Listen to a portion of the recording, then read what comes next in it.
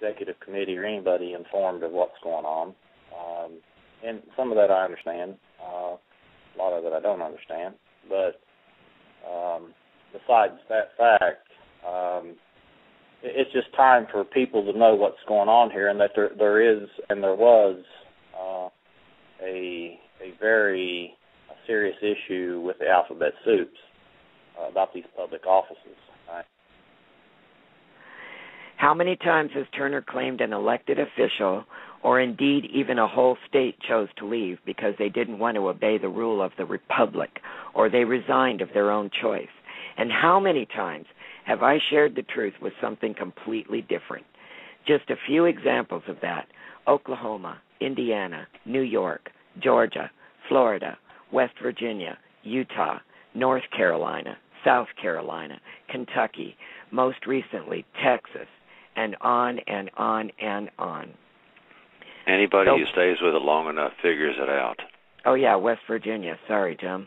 Oh, you put us in there. But the point is that nothing he says ever comes true. Okay, I'll butt out. So because the original elders realized the magnitude of the mistake that was being made, the trap Turner was setting, and sought to reverse it by dissolving the unlawful elected offices Turner had insisted upon, they played right into his hands, and his problem was resolved.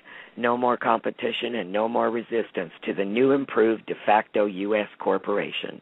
Very handy indeed. You've heard in what I shared that TRAP was never a lawful effort to restore, but rather a sales pitch, one in which freedom, military backing, and funding was used to lure the people in. Once that was done, James Timothy Turner took over, and with the use of manipulation, lies, compartmentalization, and claims of heavenly instruction, convinced the people to follow him. Nothing in all these months has been accomplished. Nothing has changed except for the worse. While all of these patriotic people could have been doing something useful, instead they were being dangled on a string of false promises. Many months ago, after I had exposed the criminal actions Turner had taken by snatching two of the FBI's most wanted out from under their noses in Honolulu, Hawaii, I was paid a visit by the Georgia FBI agency. Naturally, they were interested in nabbing the Demetrians and sending them back to Hawaii, but locally, they were far more concerned with Turner's Rangers and the fake IDs he was selling. I was even asked to purchase them, and they would pay for it, sort of a sting operation. I explained that by that time I had long been Turner's public enemy number one, his nemesis, and wouldn't be able to do that. And besides, since FBI offices in 7 states had been investigating the IDs already, Turner had stopped selling them, stopped printing them, and had found a way to cover his butt and kill 2 birds with 1 stone, as it were.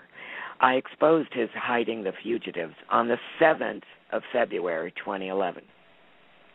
I then wrote a letter to Jesus Barrios, warning him that since he'd been the one Turner had assigned to jockey the Demetrians around the country all those months, he'd better watch his back, because somebody was going to have to be thrown under the bus. And voila, on February 25th, 2011, just 8 days later, Turner did exactly as I predicted and sent the following letter. To Jesus Barrios, Aaron Levy, Tom Apuna.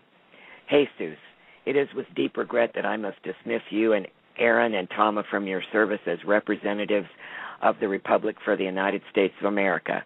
This is not a decision that I wanted to make, but all of my requests to communicate with you have been ignored. I would have much rather worked out the few problems, but it's impossible without communication. I am ordering you, Aaron, little brother, and Tama to cease and desist all actions as representatives of this Republic in any capacity. All former letters of appointment are officially revoked as the current date and time, February 25th, 2011 at 4 p.m. Central Time. I want you to surrender all property of the Republic, listen to this, folks, including the identification machines, supplies, accessories, and all related materials to Nathan Peachy immediately. We will make sure that any expense you've incurred from the purchase is paid as soon as possible. I understand you have about $40,000 invested, and I will make sure you are paid it, but it may take a little time. The quicker we start up the ID process again, the quicker we can pay you. We have much demand, so it should not take long. If you fail to surrender them, we'll not be responsible for your investment. I'm not sure what happened with you and little brother, but you're listening to lying spirits. They are leading you down a path that will end in destruction. I pray God will open your eyes and you will realize I am not and never have been your enemy. I feel that you and Aaron are attempting a possible coup attempt with Republic members. If that is true, you can be sure that you are working directly against the Almighty God and will not allow you to prosper. Whether or not I or anyone else likes it, I am appointed and anointed to lead this republic under God's direction.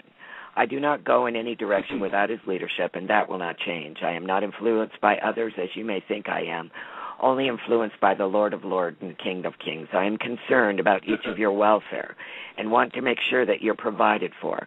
Trying times are ahead, so please don't let pride keep you from the Republic. You need us, and we still need you, but I will not tolerate your habit of demonizing other Republic members without cause, as you have in the past. That is not the way God's people do things. You still owe C.W. Kelby and Tim Pleasure an apology for the false things you have broadcast about them. Always remember God will balance the books. And on and on and on. And I'm going to say right now, not one of those individuals, to my knowledge to this day, have ever demonized anyone. They have never been public. They were not people who sent emails and made public statements. They were completely behind the scenes. I believe that Aaron and Tama are brokers who intended to use the Republic to gain advantage with the principals who own and control the assets, just as Richard Murray did. You presented yourself in a different light and did not deliver on many promises because you were attempting to do things beyond your authority and capabilities. With that said, if you would have just talked to me, we could have worked this out. Well, he goes on with just ridiculous stuff, and he finally signs it, James Timothy Turner. I'm skipping forward because we're running out of time. Some of you already know, but many don't, so I will enlighten. Aaron Levi, little brother, is the alias for John Michael Demetrian, one of the man and wife team on the FBI's most wanted list that Turner snatched out of Hawaii, and Tama Puna is the international money launderer, also employed by George H.W. Bush, that Turner had been using in his attempts to fraudulently and by forged documents access the five-star trust that I mentioned much earlier in this broadcast, and he failed. Richard Murray is the only individual who, from the beginning, having believed in the movement, tried to help align funding in his capacity as an international financial trade facilitator, and had sent a number of warning letters to Turner, which I have in my possession, trying to no avail to warn him that Puna was a criminal. Turner flat told him he was fired and continued to work with Puna. Just a footnote, for all those people who purchased but never received the fake IDs, there was no theft by the gentleman being accused. However, There was theft. The money has been spent, every dime of it, by Turner and crew. But when the FBI made it impossible to print and distribute any more of the worthless Mickey Mouse IDs, they had to come up with a cover story because they sure couldn't refund the money. What luck Turner could use the fugitives and the hapless chauffeur to kill two birds with one stone. Yep. Proof of where the money went and specifically who spent what for what, and by the way, it was all for personal gain, will be brought to the public light soon. That's for someone else to do. I do need to bring attention to the fact that in the letter I just read, Turner says he owes these guys about $40,000 for the ID machines. That is very, very strange, because we all remember how on a national call he claimed the machine, not plural, worth $20,000 had been stolen by these guys. He also stated they stole the money, having been collected by the people. How can that be, since only Nathan Peachy, Rick Weiner, and a couple of others had access to the money? And definitely none of the three this letter was addressed to had ever been allowed near a single penny of it. Perhaps all that money went down the same black hole where thousands of dollars fleeced from innocent people in a fake bank scam run by Turner and a man named Roland the previous year went to. Or maybe it was stolen by the totally fabricated assassination CIA team dreamed up by Turner and Billy just to get an innocent guy to rent a van for their use. Then they kept the van for a month and stuck the poor dupe with the bill.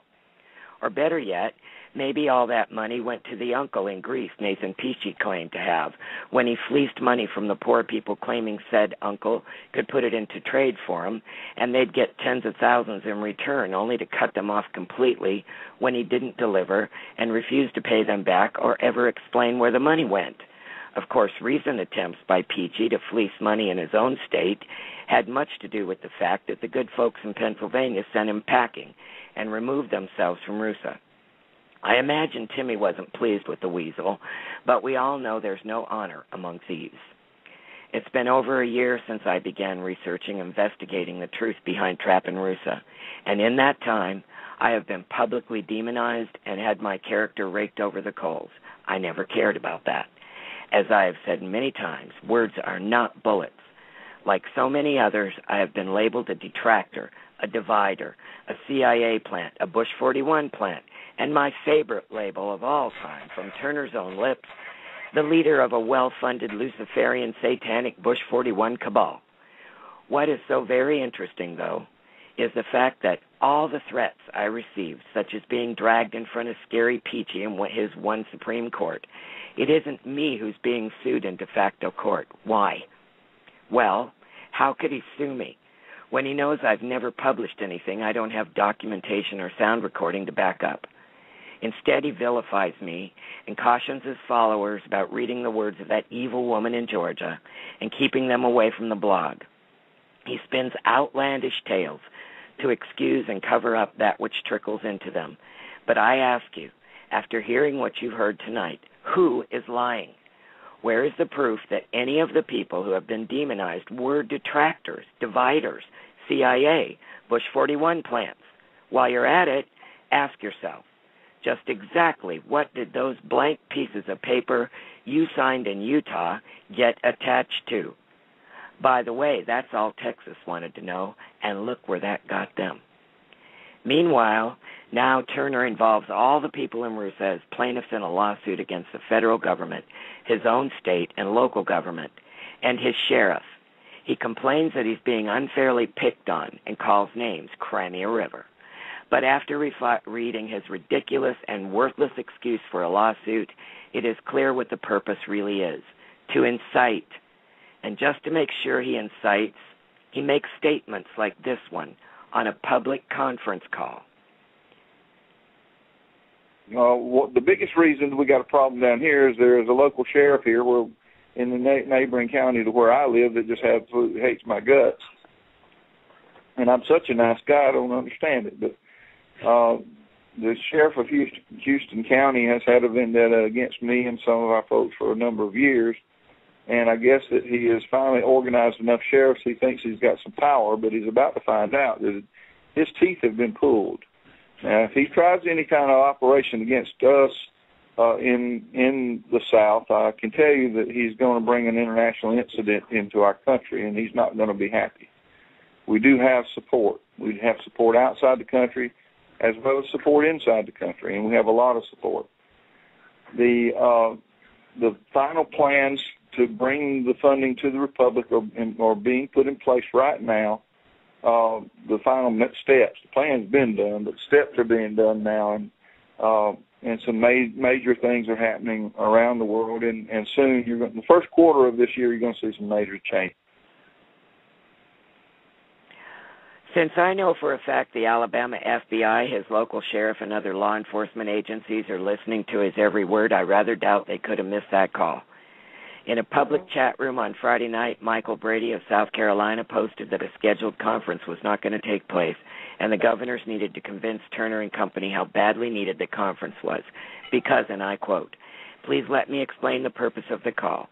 We as servants to the people would like to discuss a number of issues that concern the Republic, such as how we stop the recent resignation of governors, senators, and representatives, issues with the new DSR, why we need a new DSR, re-inhabitation dates, which Constitution we're following. We believe that we all have to be on the same page for us to move forward. The point is that we're losing people at an alarming rate. Why? We have to stop the bleeding before it gets totally out of control, and to understand why this is happening," end quote. Well, Mr. Brady, the answer is your clay god, James Timothy Turner, is as much an imposter as the one sitting in the White House. He is not the president. He is not a Christian by any true Christian standards I know of. The republic is just what it was intended to be from the beginning, a trap, and the people have been had.